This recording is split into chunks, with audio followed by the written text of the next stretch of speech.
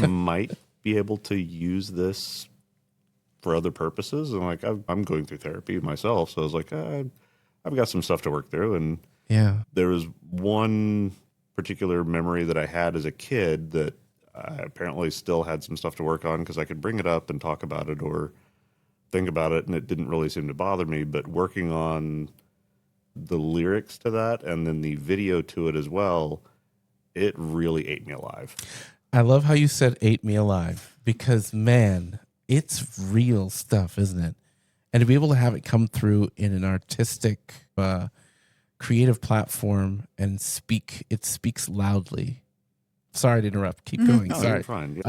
It might not have a whole lot of meaning to other people, but yeah, it definitely had its meaning to me for sure. I think it was a good outlet, especially to be able to share that experience with family and say, okay, this is why I have some of the struggles that I do occasionally. And then even now recognizing that working third shift, it's okay, am I doing the same thing to my kid? I don't want to push them into that. And I realize there's pieces of it that I'm definitely not. But there is that slight tinge of, okay, how do I avoid doing everything that happened to me to my own children? Man. Why did you say that? That's very loud for me because that is exactly what I'm doing right now is trying not to. And it's like you find yourself watching yourself and you're like, Am I? And then those moments where you don't have your brightest shining moments and you're like, I just did. Great. That's exactly what I was trying not to do. Yeah. Oh my goodness. That's a problem. But that's the biggest area of transitional growth because I don't know how much Adam's shared, but his parents were teenagers when he was born. So he came from teen parents and dad not involved, not wanting to be involved or on his terms. And that template is hard because you don't have a very solid foundation of what that should look like. And that's something he's been breaking for our entire marriage. Yeah. Yeah, man, it's hard because now it's like when you get older, you start to face some of the things where you have to, I don't know, I feel like it says you have to you have to work through a lot of those things that you lived through in the past, those traumas. And I don't know, I guess I was thinking fake it till you make it. I don't know Face it till you make it. Face it till you make it, yeah. She has a better way of rephrasing things all the time. Yeah, I know. I noticed that. And I'm just like, I'm thinking about stuff with my dad more recently, and even with my mother. And I find myself now in my 40s having to face those things, and I'm not really sure how. Yeah. And so this music outlet, I feel like is such a great beginning for me. I've adopted what you've started, and I do some reggae music. You've been my cheerleader on that. I appreciate that. He sent me a song actually in patois, which was really good. I listen to that on occasion. Do you mind if we listen to a song that you made? Okay, I want to see if I can pull it up here. I'm going to go to Suno, right? And I should be able to find it, or was it like a private share, or was it, because I have my own account. Would I be able to find your account? Yeah, you should be able to find me on there. Okay. Yeah, it was. Did you publish it? I did. It? Okay. Yeah, that one took me a little bit to determine whether Yeah, you pushed me on that one, but no, I'm glad I did. It's great how our spouses, they support us and they help to nudge us along. I think that's an important part of it, isn't it? With transition, when you come to that place and you're just like, I'm stuck, I'm frozen, I can't, and you're like, come on, baby, come on, honey. Yeah. I don't know. Does she call you baby? No, I'm sorry. That's the wrong term of endearment. So, what does she say to you? How does she? It depends on the honey. Is it honey? Yeah, usually just my name. When we were very first dating, I would call him babe, but that makes the kids cringe. Oh, it's so hard out do that here. More now. Yeah, you're gonna do that more now. But it's usually honey. But usually, because nobody hears me, I have to start saying names in the house because nobody's listening. They're in their own world. And even then, they don't always. Aiden. That's so good. Yes. So is it Adam? It's Journey Cake. Yeah. I'll take it. Journey. Oh, I like that. Where'd you get that name from? Because we have a food in Jamaica that is. It is a type of journey cake, but it's called Johnny Cake. but it's I've journey heard that cake. before. Okay. Yeah, and you could. It's like how hardtack is horrific. Yeah. I don't know if you've ever, but I've this made is. some before. Yeah. Oh, you it's not have. good. Oh, see, that's another yeah, one it of was those. on accident. Oh, no kidding. Yeah. Accidental hardtack. Yes. That's so good. So we just get flour, a little bit of, I think it's baking powder, a little butter, salt, and it doesn't rise. You just fry anything in grease. Like a cracker. It's like a cracker, but they make them into balls though, and they look like Durango. No, they don't look like those things you said. Those Durango. just edible ones, and you just eat them with anything, and they keep really well. And you take them on your journey, and it's no problem. So I like it. I like that. So how did you come up with that name? Yeah. I think you told me a while ago, but I don't remember. I think I actually worked with a guy that had that last name, and I thought it was hysterical. So I was like, I'm gonna go with that. Journey cake? That was a Like gamer that was- tag for a while, and I was like, I don't know what else to label it, so that's what I went with on just about everything. I like it. That's a keeper. That's great. Yeah. So there is the title, and you're good at titles. So I don't know if you come up with there's the one we don't have to. We can pick any one you would like, but I remember Neon Gods is the one I remember. Is that the one you're okay with us Yeah, that's playing? fine. Okay. Let me see if there's a way that I can plug this in. We're going to hear it out here, and then for the rest of you all, let me see here. Forewarning, it's basically based on 90s grunge. That's That wonderful. was the era that I grew up in, so Hey. a lot of MTV when I was a kid. Yeah, it's fantastic. It's great. I love it. That's my hair as well. This thing keeps freezing, but the good thing is I have it recording here, so it's not a problem. But I'm going to have to see what's going on here. Let's go with, okay. We've got, okay, we're good. All right, here we go. Neon Gods.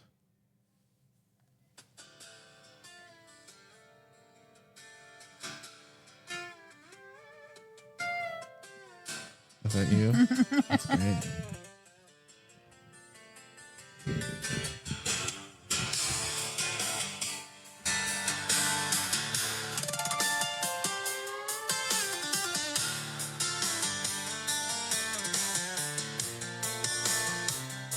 The shadows grow long on the cold wooden floor, tracing the path to the deadbolt door. The tires crunched gravel and faded away, leaving him there with the ghost of the day. He sat at the feet of a false neon god, feeding on comfort that was hollow and odd. Washed over warmth when the room turned blue.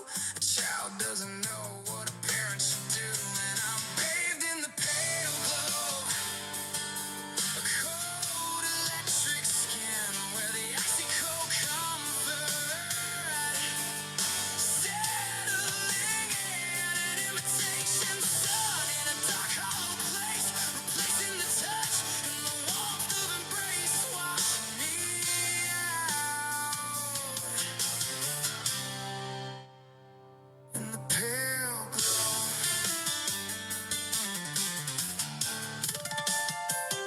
In the pale glow.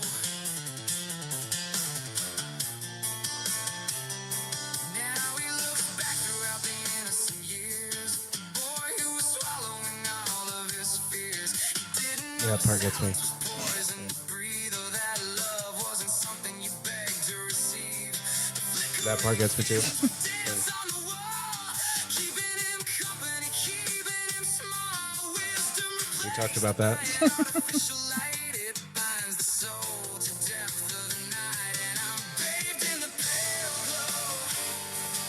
A cold electric skin where the ice water comfort is soaking right in an imitation sun in a dark corner space, replacing the touch and the warmth of embrace, washing me out.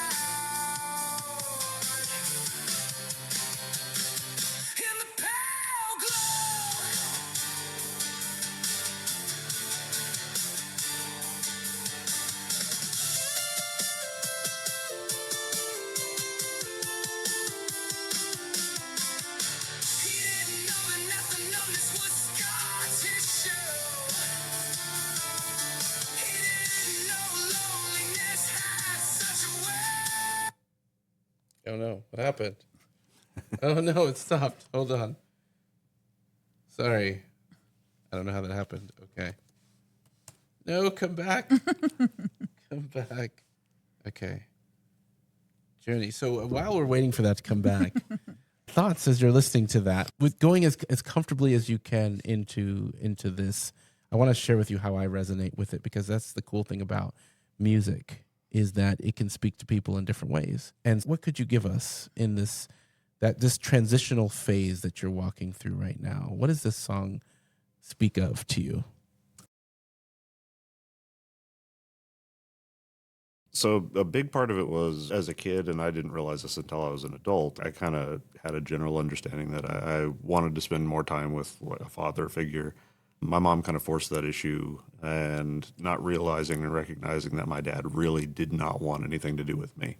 I have, as we discussed previously, I have 5 other siblings that none of the rest of them he ever claimed, and I was the only one that side of the family actually claimed, only because my mom forced the issue of paternity test. All the rest of them were fine with just accepting child support and moving on, and that was it. My mom wanted me to have a relationship with him and pushed that issue. So anytime I got dropped off, I think it's shared custody. Is that the term? It was visitation every other weekend. That's not, yeah, it can be shared, but Yeah. Either ways, every other weekend I was dropped off with him, and he would inevitably just drop me off with my grandparents, which they didn't really know how to deal with. At the time, I was about 4 or 5 years old, going all the way up until about 10. That's early. That's early. Man, I remember you telling me that you remembered like 3 years old, like back, like this era, the neon lights. And they didn't know what to do with a young kid, so it was, oh, here, let's turn on the TV, and they kind of did their own thing in the living room, or would sometimes take off for a little while and just there by yourself. Yeah, man. And you're just trying to put it together, trying to live through this. And kids are so resilient, but after a while, I don't know, you come to a place where you have to deal with this stuff. And I feel like we have similar stories in the sense of fathers and not wanting us. And now it makes me want to be, if I can say it, the best damn father I can. And I might cut that. I didn't mean to go that far. If I feel that, that's why I use the strong expression. Anyway, I'm gonna back up a little bit. But sorry, I didn't mean to interrupt you. But I just really appreciate you. This is a transitional moment to me when you find the voice to be open with stuff like this. This is not easy stuff, and so I feel like you've created an outlet, and I would recommend it maybe to those of you out there of music. But I kind of wanted to go through the rest of it. I don't want to take too much more time on if it makes you uncomfortable, or I don't know how you're feeling right now. But No, just added context. There was frequent times where I was left with my father if my grandparents weren't able to be around, and having somebody that has a lot of anger issues, especially when they don't want a kid.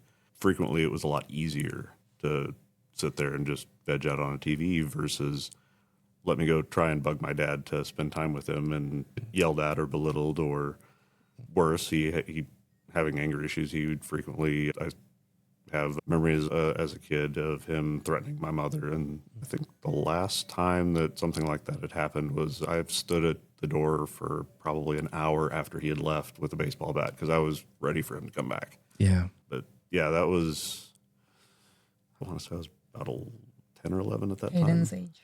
Yeah. no kidding. Actually, that's about right. Which could explain a lot of why this stuff's coming up right now, because Aiden just turned 11. Just turned 11. Incredible. I think God is good in the sense that it's hard to quantify how. Sometimes that's why people ask the question about a good God and the things that happen. And I love what you had shared once about the choices that people make, but how God creates a space. And I feel like he gave you this gift of music and expression, and for him to just turn 11 and this come around, and you don't know sometimes. It's funny how you just said that, 11 years old. It And I'm wondering if that's why sometimes those things come up and you're like, where did that come from? And you're like, oh. It talks about it in Daniel Siegel's book, Parenting from the Inside Out, is a lot of times we don't even recognize what's coming up. But when we're dealing with our kids and then we're having a reaction, it's a lot of the time, it's not even them, it's our own journey. And so stuff Aiden, he's 11, he is getting irritable. He talking back a bit sometimes, and then he's, don't disrespect your mom, or I'm having to challenge Aiden. You need to be, and he's usually really good at ownership, and he comes back and gives us a hug. I'm sorry, I'm just tired, or I'm this. I'm like, I recognize that, and we all are human, and so we all get to have that space, but we still need to be careful not to hurt others in that. And I am no different. I hurt this morning. Great example. I was irritable because everyone, when things are off or our routine's a little different, I'm like, I'm frazzled because my flexibility is something I'm working on in executive functioning. And that was this morning. We were just doing a different routine than normal. Yeah. And so trying to get everyone out the door and all of those things. But I think that could be because this is coming up for him at the same time, but I'm proud of him that he's been working on it. You're quite the cheerleader. And I was going to say that it's kind of cool. I remember thinking at one time we had to keep it. You want to be the model parent. You don't want to revisit what you experienced. And more I'm realizing with Moses and even with my wife, because I want to be a good husband. I don't want to leak all over her and them. And it's like we have to process as well. So it's like we're processing, we're parenting ourselves. And it's really weird because you come to this place where you're like, I don't know, like, it's okay. I thought you had to hide stuff, but the kids see us make mistakes. And I think the key is what you had said, Julie, about, hey, listen, mommy she was dealing with it. She was walking through it. And I think they, like we said about owning it, whether you're up on the stage or you're at that moment with your kids, that they see that you're human. One of my biggest problems was with my parents. They had fights. And whenever I get into it with wifey, which she would agree or know that we do this, but it's hard because I try to hide that stuff. I don't want Moses to see that stuff. And of course you don't want them to. Mm-hmm. Yeah. But when it happens, and I think the redeeming side of that is to come along and say, hey, Moses, come on in here, buddy. Mommy and daddy, we're working through something. Yes. Mommy and daddy love each other very much. And when he sees that, I think there's a redeeming quality to that instead of trying to pretend that mommy and daddy don't have problems. If they see the disruption, they have to see the repair. Yeah. That's definitely awesome. Thank you for that.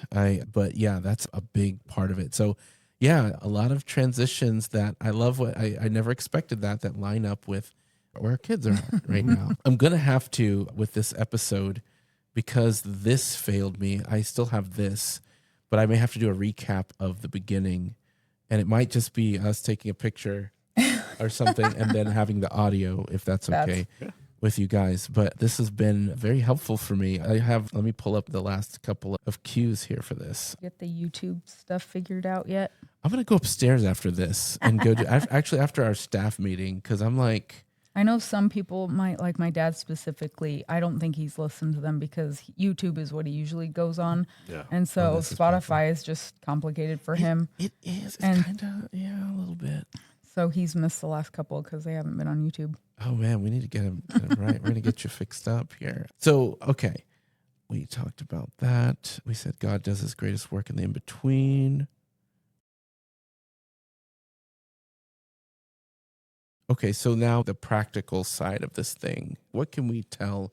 It seems like a big part of transition, I feel like God is involved in. I feel like this was a gift to you and me, actually. He gifted you and then he gifted me. It's the beginning processes of what? Transition, healing, growth, and not being stunted. Because I want more out of life. I don't want to be stuck in just a cycle of my circumstance back here. I want to grow. And what are some things, if you were to give advice, some practical things we could do for the transition, seeing that it can grow us or stunt us, some advice of how to face it? Because it feels like it's out of control. You're just like, in the moment it does. What's happening? What would you say? I would say, and this is something I'm still learning and struggling with, so it's not me trying to say do this. It's not an easy thing to do. Is don't let shame be the blockade for that. Yeah. Because part of why it hurt a lot making the video piece, that was an incident from when I was about 3, and my mom's boyfriend at the time frame just shredded our entire trailer that we were living in. It was his trailer, but Yeah. he chucked a lot of stuff around the house, knocked over the refrigerator in front of the door, Oh, man. yelled and everything. And for the longest time, I kept going, why didn't I do something? Like, why didn't I get up and defend my mother? Why didn't I get up and leave the room, something? And instead, I sat there and I froze. And I stared at the TV the entire time until he smashed it. And then I still continued to stare at it, Yeah. not doing anything else. And it had to be brought up. It's, what were you supposed to do? Yeah. Like, you were 3. What realistically were you going to do? When did you realize that? You were like, hey, bro, you were 3. It's because I know that thought. The reason why I ask, I know I've had those moments. Why didn't I do? Why didn't I? Didn't I? Then you're like, bro, you were 3. What were you supposed to do? Yeah, it's a lot easier looking at it from the perspective of, it's like, if it were my son in that same circumstance, and somebody asked, why didn't he do something? It's, what was he supposed to do? Yeah. From an internal perspective, it's, why didn't I do something about that? It's because we're thinking of from our current adult age, not, and that's why it's so important for the internal systems to going back to those younger parts and parenting them the way we want to parent our kids, the way we are parenting our kids differently. Wow. We have to go back and parent those kids that way. And because we have a nephew that's a little bit older, but Adam's really connected with our nephew in that, because he sees some of the same traits and just how he's grown up and how he's growing up and developing. And I know we have so many nieces and nephews. We have my mom and dad have 9 grandkids. No kidding. And Wow. 2 of them are adopted grandkids, like from families that we've not officially adopted, but they are our family. They are our nieces and 7 girls. 7 girls. 7 girls. Aiden and Declan are And they're all by themselves. But when you see, and like he said, it's like passing or stopping that shame, but that's similar of what I was going to say is when you have that experience, it's coming back to it and doing an internal rep. My brain just